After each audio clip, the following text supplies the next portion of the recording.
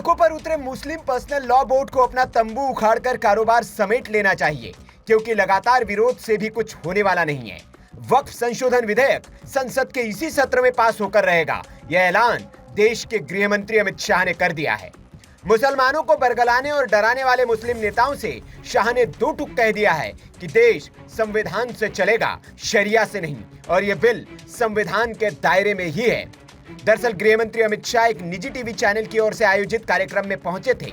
वहां उनसे पूछा गया कि वक्फ संशोधन विधेयक पर मुसलमानों का विरोध है। इस पर उन्होंने कहा, वक्फ संशोधन विधेयक को हम इसी सत्र में पेश करेंगे। प्रस्तावित कानून से किसी को डरना नहीं चाहिए, क्योंकि नरेंद्र मोदी सरकार संविधान के दायरे में रहकर वक्फ अधिनियम में संशोधन कर रही है।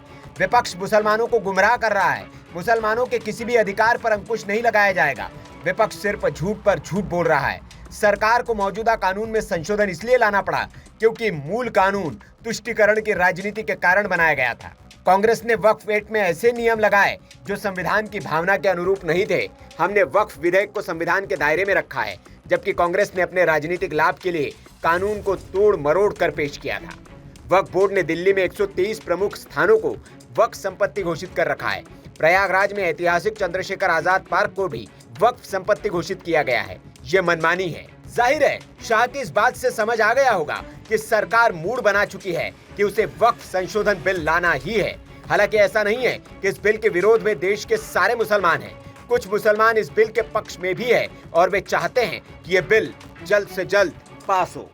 माननीय अमित शाह जी ने जो कहा है कि वक्फ बिल इसी सत्र में पास किया जाएगा, तो और जो गरीब कमज़ोर तबका है उसे न्याय दिलाया जाएगा, तो हम भी इसी समर्थन में हैं कि यह बिल इसी सत्र में पास हो जाए, जिससे कि जो गरीब मुस्लिम समाज है उसे न्याय मिल जाए, वो समानता की धारा में आ जाए। वहीं दूसरी तरफ जो ओवैसी ने कहा कि माननीय प्रधानमंत्री जी जो मुसलमानों के जो है वो गोलियां चला रहे हैं मुसलमानों पे ये बिल ला करके, तो मैं ये बता दूं कि ओवैसी ने और इनके साथ में जो भी ये विरोध कर रहे हैं वक्फ बिल का, इन्होंने जो गरीब और कमज़ोर तबके के मुसलमानों के अधिकारों को छीनकर जो खंजर घोंपे हैं, उन खंजर को निकालने का काम माननीय मोदी जी कर रहे हैं और उन पर मरहम पट्टी लगाने का काम भी कर रहे हैं, उन्हें समानता और न्याय दिलाने का काम कर रहे हैं।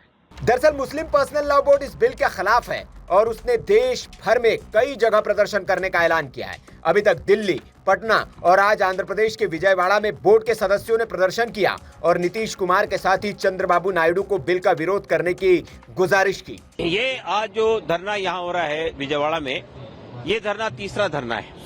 इससे पहले जंतर मंतर में धरना हुआ था, उसके बाद 26 तारीख को पटना में धरना हुआ था और ये आज तीसरा धरना है। ये धरना देने का मतलब ये है, खासतौर से यहाँ विजयवाड़ा में, कि बीजेपी ने जो वक्फ अमेंडमेंट बिल पेश किया है पार्लियामेंट में, हमारे नजदीक वो बिल डिस्क्रिमिनेटरी है, वो कम्युनल एजेंडा है बीजेपी का।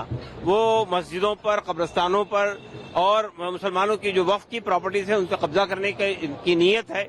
तो हमारा मानना ये है कि जो बीजेपी के अलाइज हैं, चाहे जेडीयू हो, चाहे टीडीपी हो, या चिराग पासवान हो, या आरएलडी हो, इनको तय करना पड़ेगा। अगर ये इनका सेकुलरिज्म में यकीन है, इनका अगर लोकतंत्र में यकीन है, तो अगर उन्होंने इसको सपोर्ट किया, इसको समर्थन किया, तो बहरहाल हमारा समर्थन उनको नहीं मिलेगा। खैर, इस विरोध के बावजूद सरकार झुकने के मूड में नहीं है और बिल इसी सत्र में पास होकर रहेगा, यह ऐलान शाह की ओर से कर दिया गया है।